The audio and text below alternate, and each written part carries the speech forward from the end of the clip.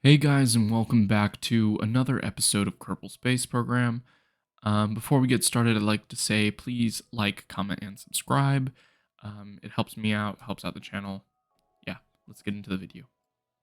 All right, so the first mission of the day will be Ares 1. This is a special mission because it'll be our first mission to Mars, or not Mars, Duna. Yeah.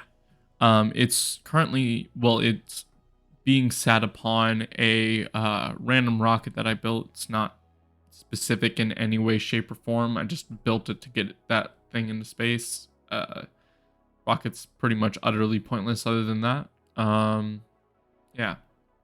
Ares 1 will fly to Mars and will pretty much do nothing. Because my dumbass forgot to put experiments on it. So like if you're just thinking like right now, it's like, why didn't you put any experiments on it? It's because I was just too stupid to put any on there. Yeah, that's about it. Um, yeah. Also there were some other problems. I'll get to in just a second. The first one is that the the the payload, it just didn't have any of the right equipment. It just didn't. The solar panels, as you can see, were just ridiculous. They, they basically were just strapped to a truss so I could constantly get solar power instead of having, what I should have in order to go to Mars. And then, most important of all, the dish isn't even strong enough to transmit data from space near Kerbin, let alone Duna. Like, just outside of the sphere of influence, I can barely even get connection, let alone Duna. Like, Duna is so much further. I should have had much better equipment on there, at least a couple more dishes. But no, I didn't do that. So, a future mission could revive this probe. Um Before it hits Duna. It could. Um Only problem about that is that as of right now, it is literally the most expensive interplanetary paperweight we have ever built. Um, and it literally will do nothing once it gets there, just have a connection for some of the year. Yeah, it's ridiculous. I should have waited before I did this mission. I should have like realized how far the distance is. Although it is impressive that we have now launched something to Duna. We now have rocket equipment now powerful to launch things to Duna and probably further. Um, it's just you know we yeah, we just wasted a whole lot of money on this one. Um, the sad part is it'll be fully powered all the way to Duna. Like it'll have power. So there is chances of it being revived at some point. It's almost 100% chance. It's just not anytime soon. Um, like we could send another probe out there, um, to get to Duna, like on a much more expensive trajectory. But at that point, it's just basically useless because I can just strap experiments on that probe and then just let this one float out in space. So yeah, this one is just it's just going to be a relay dish in the middle of space for ages now. So yeah, um, yeah, it's just a relay dish now.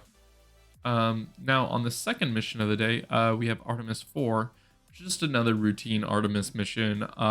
It's launched on the Flagler 1 rocket, which is kind of inspired after, Soyuz rockets.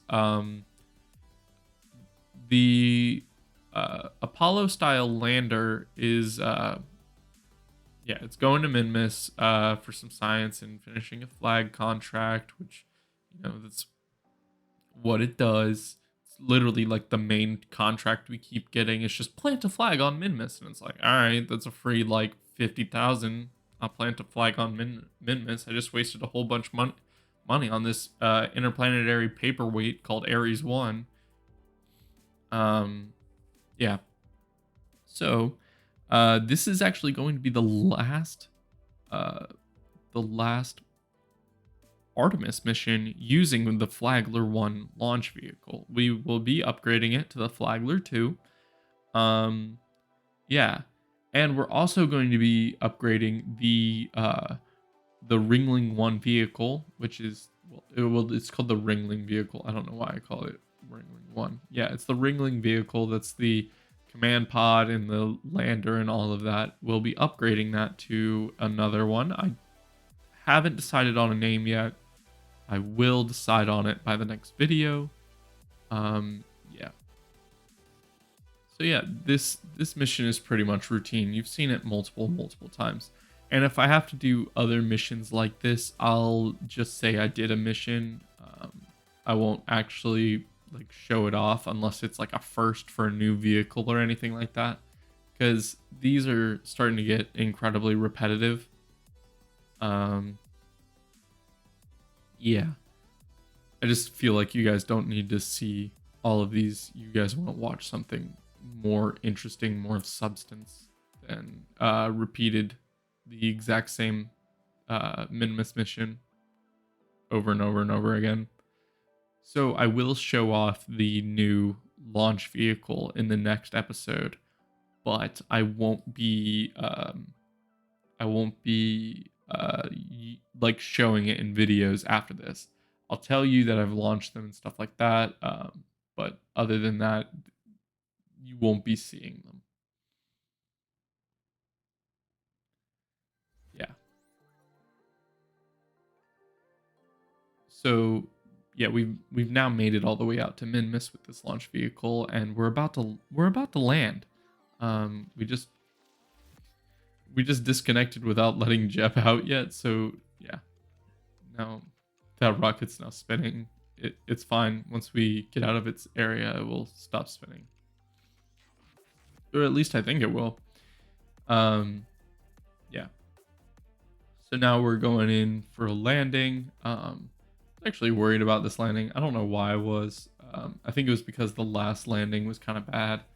Yeah. I got Jeb out and I basically made him rant on a flag. He's like, why do I have to go to this planet again, Jeb? And then he puts down the date just angrily. Yeah, and then he goes up, collects more science, and he heads back down. And yeah, he just collects all the science he needs, and then he gets the fuck out of there. Because he doesn't really... He's not enjoying Minmus anymore. He wants to go to a new place. He wants to go to at least the Mun, which is what was part of his rant. He really wants to go to Duna, but I'm not ready for a Duna mission yet. Yeah, Jeb, cool your jets, okay, man? You're not ready. Yeah, so we wait until the next time we are directly underneath the orbiting capsule, and then we launch to meet the capsule.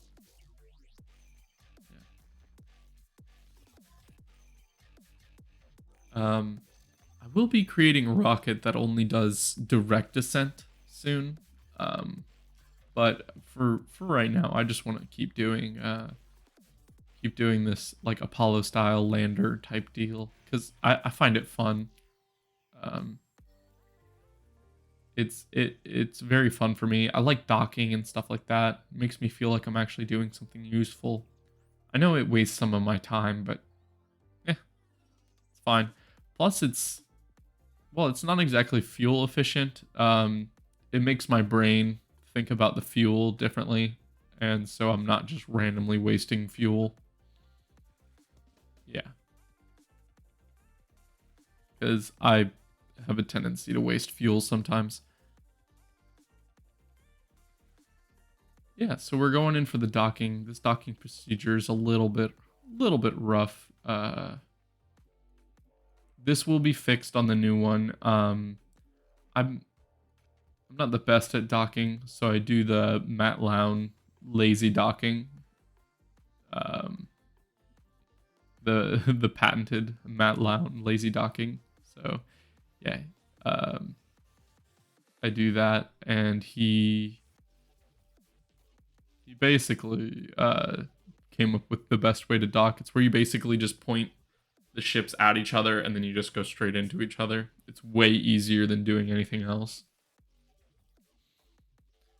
Um, like look at this. This is just nuts. Like that's like how you're supposed to dock, but it's so much easier. Like why would I do that if I could? I also plan on putting a oh lord. I plan on putting like a what's it called? One of those experiment containers on one of these so I can just, click the experiments out, which would be quite helpful. Yeah. So yeah, we're making our plans for our, well, deorbit burn basically. It not only deorbits us from Minmus, but it'll also deorbit us from uh Kerbin as well. Yeah. So yeah, I do the thing where I burn so it slows me down before I hit the atmosphere going ridiculously fast. So Jeb doesn't burn to a crisp. Cause like he almost dies like half the times that I do this. Um like look at how much this engine starts to overheat. Like I understand it like starts to slow down, but that's just because we've slowed it enough because we used the thing. Um and I just don't want to test the ablator to that point. Um that's for what that's for Eve. Eve is more for that. All right, well, that's the end of this mission, and I'd like to thank you guys, and I'll see you in the next episode. Bye.